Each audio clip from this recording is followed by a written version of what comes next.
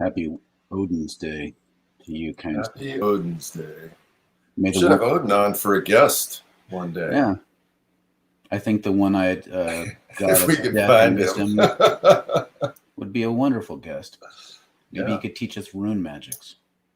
Ooh, now that would be good. Yes. I think we could probably even sell that episode. Yeah, we could just put all this content behind a paywall.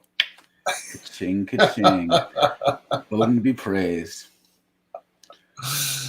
By the roots of Yggdrasil, may it be so. Well, we should probably introduce ourselves and start meandering towards apocalypse. Yes. I'm Ash Van Steenwyk. I direct the Center for Prophetic Imagination. And just in case there's random people watching, this is my first day kind of full feminine in how I express things. And so if you're confused, just go to Ash Van Steenwyk's Facebook page and read the last 10 posts. And it all makes sense. Well, not all. Not all of it. It'll actually could make less sense to you, but I don't want to talk about it too much here. But anyways, that's me. Yeah, and I'm Daniel Walpert. I direct the Minnesota Institute of Competition Unveiling on MICA, and I think you look great today. Thank you. Yeah. It takes a lot more work to get dressed than it did yesterday. Yeah, so I'm sure. It's funny because so I kind of came up in the hippie world where at the time this is kind of hippie. This is a little hippie looking. Well, yeah, it is. Well, and so we did a lot of and I think I mentioned this before, makeup and dressing differently and all of that, but it was usually for different occasions or certain things, and it definitely wasn't the day-to-day heavy duty makeup thing. And then I got this roommate at one point that was this woman that was really into like not going out of the house without her face on. Mm-hmm. And I'd never lived around anybody that did that. And it was unbelievable the amount of time that it took. I mean, she was getting up like a full hour early to work on this. And I was just like, wow, I don't know that I could do that. Yep. It was a lot. I wouldn't say it takes me an hour. This takes me about a good 25, 30 minutes, which is a lot. But part of it's because I'm trying to figure out how to blend, like cover my stubble, and eventually electrolysis will take care of that. That's the hardest thing for me to deal with. If I wore one of those veils, like in those really crappy movies where men dressed up as women to try to spy on someone, and they wore the thing, but their eyes are beautiful, I feel like I got a little bit of that going. These eyes sparkle. Well, this is a great use for masks. Yeah, that's true. Well, and then there's a tie-in with veil, unveil, apocalypse. Ooh, there's a tie-in. Way to go to bring everything around. That was nice. I'm the deity of the great segue. Praise be Odin. People are saying good morning. CK, good morning. Kathleen, and saying good morning to everyone in Interland. That's like millions of people. Yes. Scott, David, Ellen. Good morning to everyone, and everyone else who's listening. And so we're talking about this kind of sluggish apocalypse that we've named it, but basically the idea that things already have really changed, right? That somehow we often have this idea about apocalypse that it's, as I mentioned on Monday, it's like this rapture idea, like boom, it happens right now in a second. A certain number of people disappear, and honestly, like if all the crazy fundies just vanished in a second, like that could be awesome. I mean, that would help out. That would help a lot. And then everything is different on Earth. But it is seeming clearer and clearer that, of course, that's not the way things are. That's pretty much never how things happen, particularly within biological and social systems, right? But that we have really entered into kind of this new realm. And underneath the announcement for today's episode, I had just seen this, I think it's a tweet that somebody had made that really gets at this, which is basically like, all right, now COVID and the pandemic, and I would say that we could add climate change, are now just being added to the list of the other social, economic, really shitty things that we already put up with day to day, right? School shootings, no health care, all of these kinds of issues, predatory student loans, whatever it is that, and really the apocalypse is more like that, perhaps overused image of boiling the frog, right? That it's like the water's just getting hotter and hotter. We're adding more and more things to the list. And then, one day we wake up and we're just like, oh my God, how did we get here? Yeah. So, I mean, it raises all sorts of questions about like, well, because the first thing that people do when they hear stuff like this is, one, they get overwhelmed. Two, they're like, what am I supposed to do about it? Right. That's usually there's the people like, well, what do you do about it? And that as though like there's just a quick and easy answer to that, and which is what people want. This is why the idea of like, I came up when the Left Behind series was just starting out, and before that, we had the Thief in the Night videos that people would watch in youth group, and DC Talk in the early 90s saying, I wish we'd all been ready about the rapture coming. And it's like, so and it's like, wow. Really, that's like the ultimate bummer thought, right? After the rapture, you think, man, I wish I'd been ready. Yeah. There's no time to change your mind. The sun has come and you've been left behind. There we go. Good music. Nice. From my youth. But there's no easy solution. Like that's the conservative side of things. Like, don't worry, you'll get zapped away if you're good. Just like some sort of reverse Santa Claus, where Santa Claus doesn't leave presents; he takes you as a present. And then everyone else is just left in a hellscape. You are the present. Jesus. And then but then there's the lefty versions of it. Like, well, you know what? Marx predicted there's this new series coming out called Foundation. It's an Isaac Asimov adaptation. And part of the whole premise is coming on Apple Plus. Awesome. It's coming out this week. And part of the premise is there's this psychological, sociological mathematician who can predict what's going to happen for the next 1,000 years. And so he tries to move things in that direction. And I think a lot of people lefties will look at Marx that way, that it's like, look, the socialism thing's kind of inevitable. We just got to sit back. And they kind of like downplay the crisis moment we're in. And then, of course, there's other lefties. It's just, we just got to try harder. Then you get the contemplatives, just like centering prayer.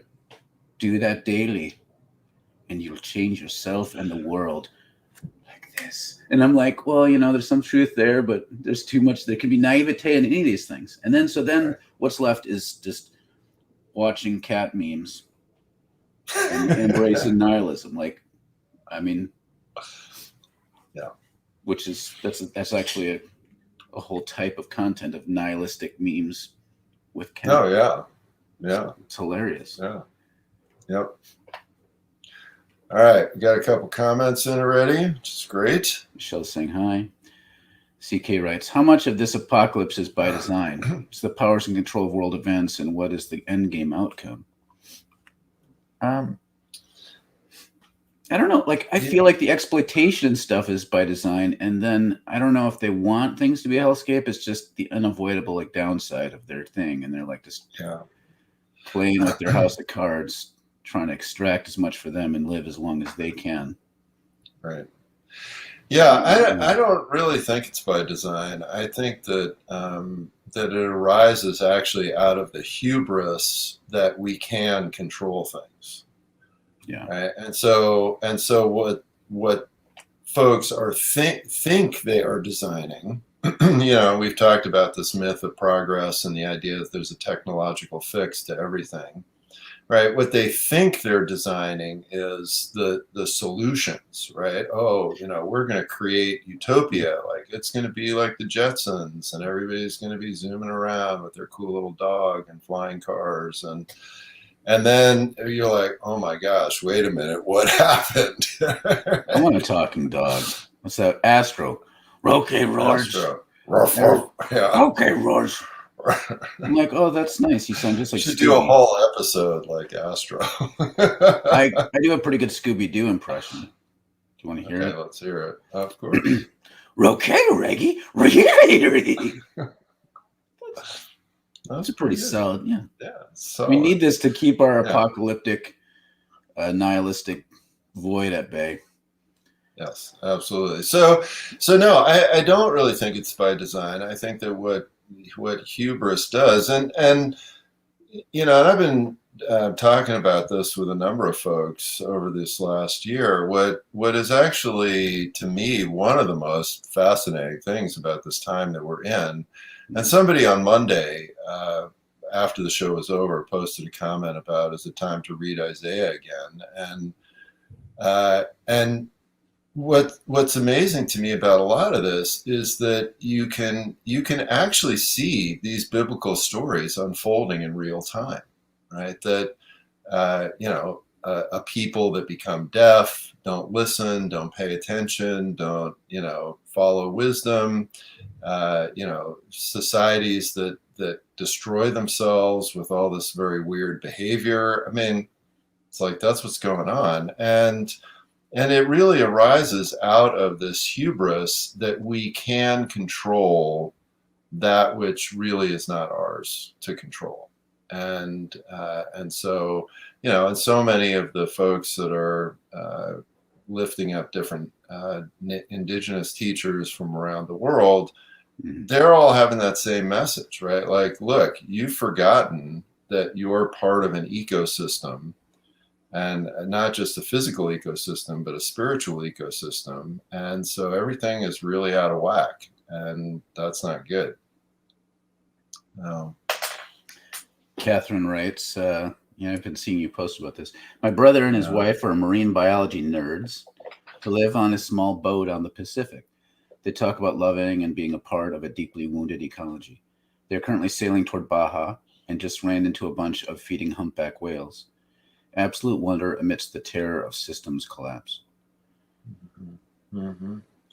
Well, right, and so that's the other part of this is that just as the apocalypse and the negative things kind of creep up, right? There also, in the midst of that, are wonderful things, right? And and in some ways, this is this is the Julian of Norwich phenomenon, right? That so here she is living in this city, bricked into a little room.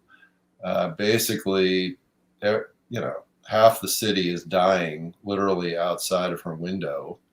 And she's having these visions of wholeness and goodness and all will be well, right? And this is very kind of both stunning and confusing to her, right? But I think this is the mix of kind of what real apocalypse is like.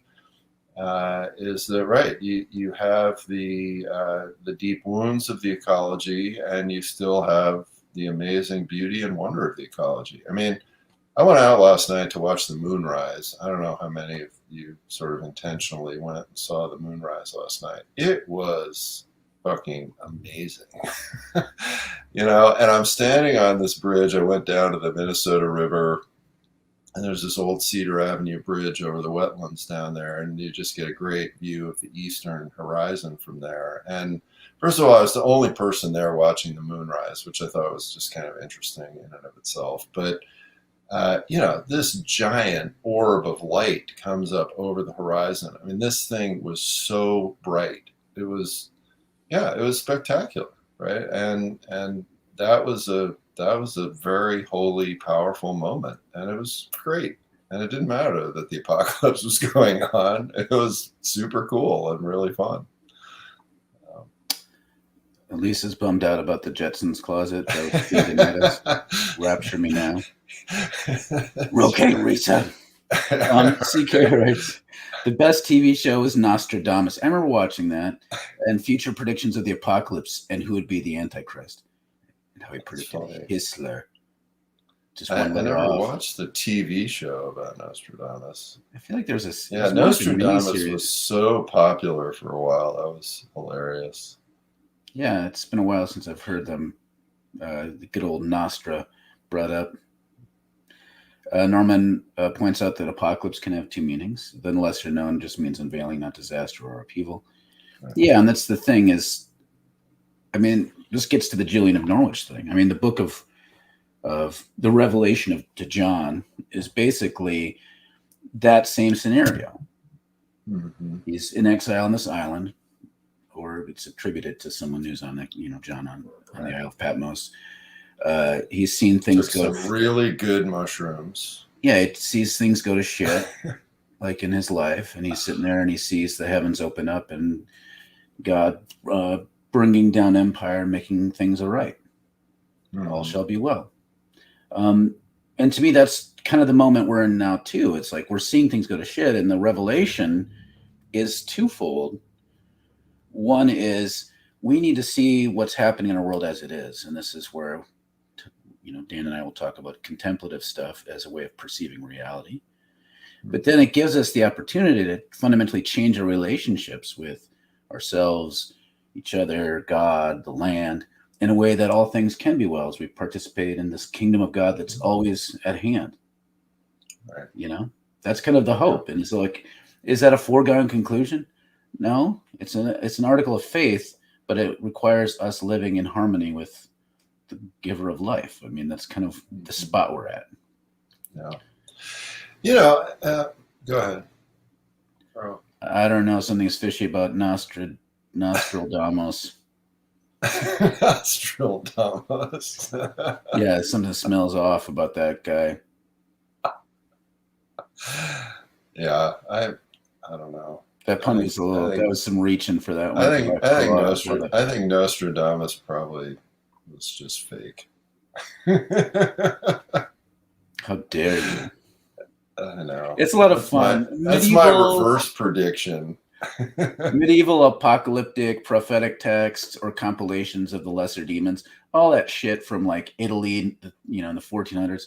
That's just fascinating and fun, but I don't really. Oh, it is. It's super fun. It's really hilarious. I shall invoke the third lesser demon of the fourth quadrant of hell, known as Beelzebub. He shall give me his truth. Nostradamus. Prediction 4, paragraph 13. That's how the Nostradamus documentary went on. They'd have some old crone, old man voice reading his predictions, and was he predicting Jeff Bezos? We'll find out after the break. That's right. Yeah, because of course Nostradamus would have commercials during his visions. Yeah, I mean, yeah, just got to eat. The series catching up. I'm assuming you're joining later on, not from the jump. That's good. So another thing, just an example of what you were just highlighting there, what we're talking about is, this cohort with the spiritual direction program that we're doing. I mean, this is like the most fun that I've had in a while. And this is an incredible group of people. And, no way that we could have gotten them together any other way. It wasn't like, hey, come over for a party or something. Yeah. Especially for Andrew, who's in Australia. But and I think that in some ways, when I look at this and experience this engagement with folks and what people are talking about and sharing with each other and coming together as community at this time, I'm like, this is as good as it gets, right? Like, this is really this amazing thing and moment. And source of support and source of wisdom and enthusiasm and excitement, right? I mean, even in the midst of people going like, what the fuck, Ash assigned us something we can't understand. That's hypothetically speaking, of hypothetically course. speaking. I feel like we're being good teacher, bad teacher in a little bit. Oh, Dancy didn't have to read anything? Come here. And yeah, so I see this as, and I see this, both the program, like what led us to create this, but then also people coming and the engagement as a direct result of the apocalypse that's happening. The two are very much interconnected, and so to me, this is another example. And I talk in my recent book about problems and solutions arising together in ecosystems. And I think that that's very much the case. And this to me is where the spiritual life is so helpful and powerful, because it keeps you from being totally absorbed in that nihilistic space. And because, yeah, if you go there for, super long periods of time, it's just really unpleasant and it just seems hopeless. Yeah, this is the challenging thing, though. Like, I think a lot of people don't get the line between nihilism and sort of what I would consider contemplative realism. Maybe, I don't know if those two words ever get put together very often, is a thin one. Yeah. And because there is this sort of like this idea of indifference or detachment, and there's different ways, and those aren't always the same term, but they kind of have they're definitely overlapping ideas you see in these different traditions that are almost the same term. There's different nuances, I think. But this idea of like, I'm going to be completely invested and compassionate about what I'm seeing before me, but without any feeling of control of the outcomes. So that anything that my relationship with the possibility of the future is one of faith, gentleness, and hope without controlling it. And that is still like, it's like, well, I don't know. It all could go to shit. I have no way of controlling that. Right. And that's just almost nihilism there. Yeah, it could be. Yeah, but it doesn't have to be, because there's a hope. No. That's the thing. Like, and there's even a recognition that it might be a dumb hope. But what's better than it's better than the alternative. All shall be well. Yeah. Fuck you, Death. Yeah. Fuck you, Death. This is an interesting question. The real tension, Scott brings up, is the real tension in Christianity then traditions that see apocalypse as an ongoing unveiling, the kingdom of God ever breaking in, and those that wait and hope for a literal end of the world?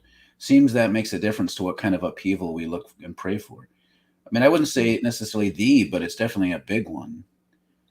Yeah, it ties into some very similar interlocking ones, like conversion. Is a conversion in itself an individual upheaval for one person, another a different type of person altogether, or is it a continual conversion? I mean, that's a similar idea, and I feel like those are two postures. Well, and it's very much connected to how we look at and understand time, right? And so that as the West dug in more and more to this very linear view of time with discrete moments that begin and end, right? You then have this idea of apocalypse as something, well, it's just a moment that happens on this linear flow of time, right? But many cultures, and in some ways a much better way of talking about time, are in terms of cycles and in terms of, death and rebirth, and in terms of seasons, right? And so where time is much more this circular sort of experience, right? So then something like an apocalypse or something like some kind of big radical change is something that happens over and over and over again, maybe with greater depth, maybe with greater intensity, maybe with, different technologies or whatever. And so then something like some kind of transformational experience like an apocalypse is not something that happens once at a discrete moment and kind of one and done. It's much more repetitive and ongoing. Ellen, one of my shower thoughts is, what if by burning fossil fuels we are setting free the spirits of dinosaurs who had been laid to rest in an unsettled way, and they are wreaking havoc on our iteration of history? Lots of thought. I like that. I like that a lot. I'm okay with the spirits of dinosaurs fucking us up. Yeah. I can think of few ways of going out that are more majestic than that. Yeah. Jesus coming back on the back of a spirit dinosaur. A spirit dinosaur. Bronto Jesus. Yay. Catherine writes, to draw that. A friend was telling us how absolutely slay they think some traditional British games are, i.e. snooker. And sometimes I think our apocalypse is being driven by rich people indifferently playing the global economy like a giant nonsense game, because that is how they think the world works. And there's something to that, for sure. Yeah, I mean, I've never had an actual conversation with a super rich person about this sort of thing. Well, or anything actually, but you see that often portrayed like in movies or shows or stories. So I have to assume there's some level of truth to that, right? That.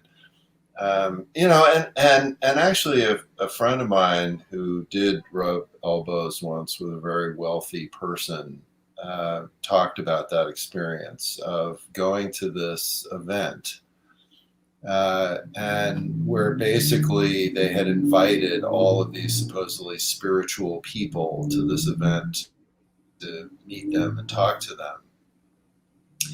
And so she went to this thing because somehow she was connected to one of these folks. And she said what was horrifying to her was how obvious it was that sort of the whole thing was a joke. And like they were just like these little trinkets that they'd invited over for the night. Like, oh, isn't it fun? Like, let's look at these funny little spiritual people in the zoo now. And yeah, and they just have this sense that it is this ridiculous game, and yeah, because they've got billions of dollars, they're always going to win. And it's like sometimes in some shows you'll see the absurdity of like the French court where they're just doing all this stupid stuff because they're so bored because they've done everything else, right? And so all that's left is to like race ducks or throw tomatoes at each other or something weird like that. So I think there's something to that. Yeah. Ellen asks, the indifference is also similar to Stoicism, right? I'm not up on Stoic philosophy enough to answer that intelligently. Yeah, I mean, the Stoics definitely have this idea of indifference as part of their philosophical writings. Yeah, absolutely. I would imagine for them, it's not necessarily tied to any sort of mysticism the way it would often be in like the spiritual tradition. Well, yeah, I mean, they would see it as a sort of mysticism, but it's not as directly connected to, a monotheistic deity. It's more connected to this general sense of the experience of the natural world and kind of how to live the best life. Gotcha. Little bit of Dr. Who humor, wibbly wobbly, timey wimey. Quite. And Sirius writes, Apocalypse is a collective unveiling. Yeah, it's certainly a collective experience, right? Within, and one of the things we were talking about on Monday was how what we're entering into are these apocalyptic moments that are now worldwide, right? That, but yeah, it is a collective, and Ash, you brought up John of Patmos a couple times, and right, and in that case, it was the collective of the Roman Empire, and people were talking about the destruction of the temple, right, as this apocalyptic moment, and this collective unveiling for the Hebrew peoples. So yeah, it's definitely plays out in a collective, although certainly individuals experience their own world sort of ending or being unveiled in different ways. But I don't know if you slightly stumbled over your words or I just heard it, but I could have sworn you said apocalyptic. And that is like, and I'm like thinking there's got to be a goth brand of makeup where they sell apocalyptic. So I want someone to find that out for me. Okay. Yeah, I must. That was inadvertent. I mean, again, themes collide. Themes collide. Oh yeah, I could totally see a marketing campaign for that. I want to be a spokesperson. It can be like, trans feminine makeup line for religiously minded folks. And our first product could be apocalyptic. Apocalyptic. Yeah, we'd have to invent all the other funny names. Reveal the inner you. Apocalypse. There you go. Oh my gosh. Quick, trademark that before somebody steals Bring the world of the patriarchy to its knees. Apocalyptic. Anyways, Neil writes, have you said anything yet about the difference between apocalyptic literature and prophetic literature? That too often gets conflated and it creates issues. I mean, that's a big thing. We haven't really talked about it. Yeah. No, we haven't talked about it, but that would be maybe a great thing to talk about on Friday. Yeah, because we're past time. Yeah. Gosh, Lisa knows the place where we can get apocalyptic. Okay. I don't know. Maybe. Yeah, the issue of I want to talk about prophetic in relationship to apocalyptic literature, which is a type of literature, but then prophetic movements and apocalyptic mystical movements. There's some overlap there. And I think people tend to want to throw everything apocalyptic under the bus. And some of the most interesting religious movements were apocalyptic, and it wasn't all funny in the same way that we think of funnies today. So apocalyptic. Uncover Girl. Uncover Girl. There we go. Oh, that's well done. Victoria thinks it's already a brand name. I mean, I gotta imagine it is, but I hope it's. I can't imagine me not being disappointed unless there's like. Oh, I think don't religious imagery and everything. Can't you just see CK and Victoria being the spokespeople for that? For apocalyptic. Just some of their outfits and get-ups. Yeah, they're definitely a well-dressed family as a whole who embraces creativity. So yeah, I want to borrow some of your apocalyptic. Oh, band name. Oh, a band name. I just misread that. Yeah, you're right. You said band name the first time. That's even better. I want to know what style they have. It's just a world here. It's a whole new world for me. Well, and if we start we have to deal with the copyright unless we pay them handsomely. They could be a cover band. A cover band for Uncover Girl. Yeah. Well, speaking of apocalypse, we need to end this episode. And we'll be back on Friday to talk about apocalyptic, prophetic movements and forms of literature and what all that means. For fascism. For Fascism Friday. All right. Great to see and hear from you all. See you next time.